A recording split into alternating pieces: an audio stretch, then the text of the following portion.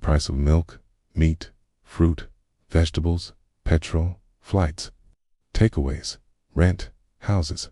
Everything is going up in New Zealand, but wages are not keeping pace with inflation.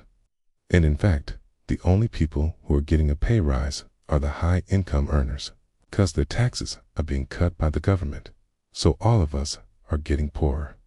Now, we have people who are looking for work, and we have businesses who are looking for workers. But there is a small problem. The businesses that want to hire people cannot get them, and the people who are looking for work cannot find jobs. How can this be happening? Well, it's because of New Zealand's ridiculous immigration policy. It makes no sense whatsoever. If you read someone who has been stuck in New Zealand for too long and have unhelpful your fix of Schadenfreude, then prepare yourself, because today we are going to take a look at how our immigration system is screwing over both employers and employees. We also look at what other countries are doing to attract workers and how New Zealand could learn from these countries. So keep watching. In 2019, the government had set a target of attracting 100,000 immigrants each year. Then came COVID and the borders were shut, so no one came. In 2022, only 70,000 immigrants arrived in New Zealand, which was way below the government's target. However, they still needed more workers, so they increased the target to 120,000 for 2023, 140,000 for 2024, and 150,000 for 2025.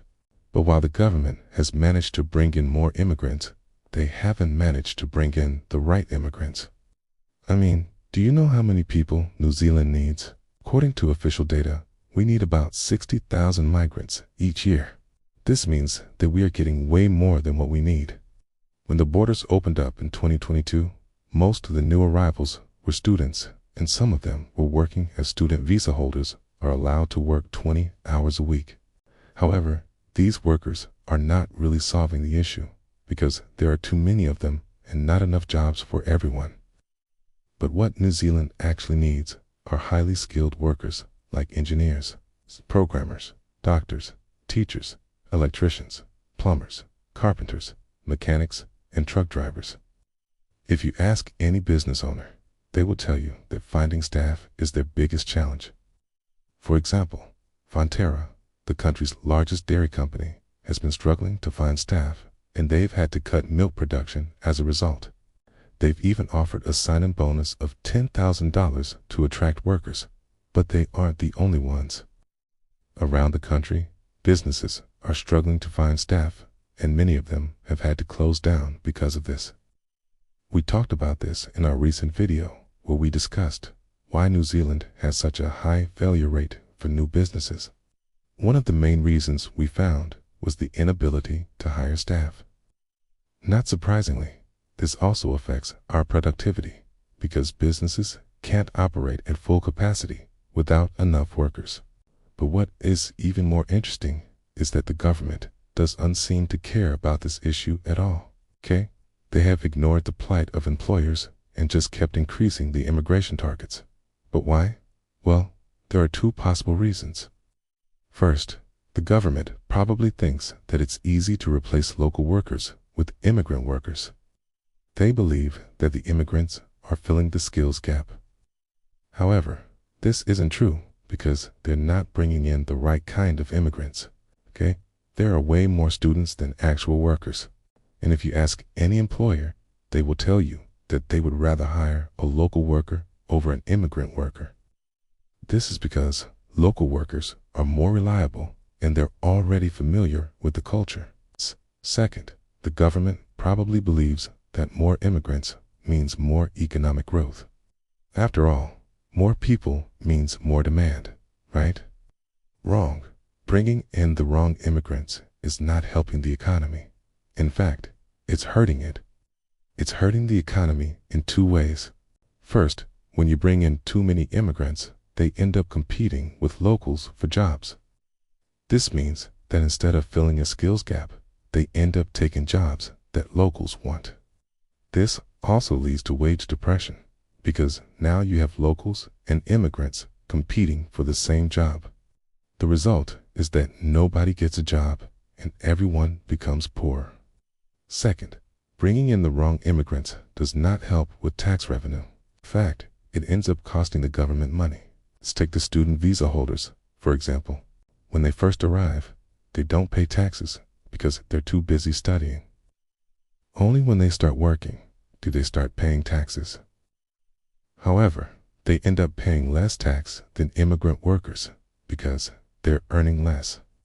This means that for the first few years, they're actually costing the government money.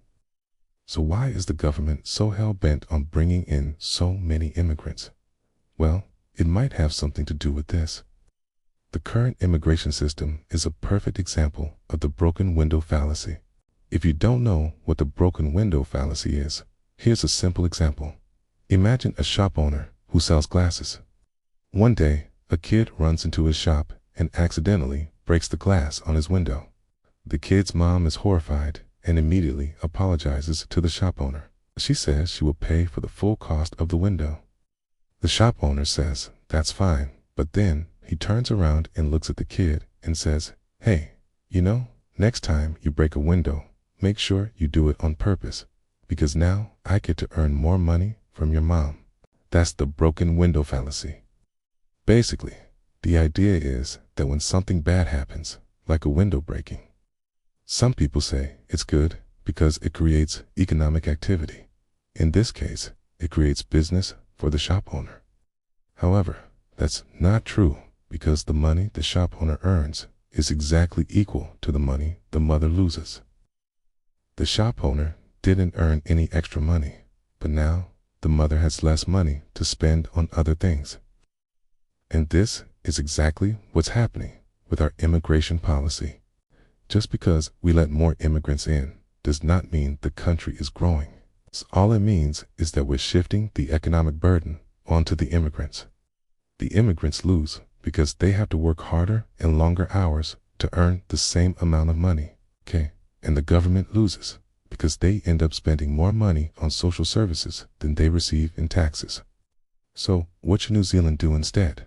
Well, the solution is simple. Instead of bringing in more immigrants, we should be focusing on upskilling our workforce.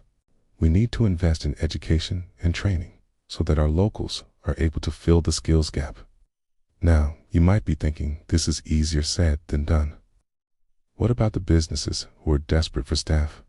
Well, the government could help them out by giving them subsidies or tax breaks. This will help the businesses to train up local workers without having to worry about the cost. It's not rocket science. Other countries have been doing this for decades. For example, Singapore has a very small population, so they rely heavily on foreign workers. However, they don't just bring in any foreign workers. They bring in highly skilled workers who can help their economy grow. They also invest heavily in education and training so that their locals are able to compete with the foreigners. Another great example is Canada. They have a large population, so they don't have the same problems as Singapore. However, they still need to bring in immigrants because their population is aging. This means that the government needs to be very careful about the type of immigrants they bring in. Canada has a points-based system that ensures that they only bring in the best and brightest minds. So, what's stopping New Zealand from doing the same thing? Okay, well, the main difference between these countries and New Zealand is that they actually care about their immigration policy. Okay, they understand the importance of bringing in the right people who can help their economy grow. In contrast, New Zealand's immigration policy seems to be based on nothing more than ideology. The government just wants to bring in as many people as possible, regardless of whether they're re-adding to or subtracting from the economy. If you agree with us, then please let us know in the comments, okay? And if you want to support us, please consider supporting us.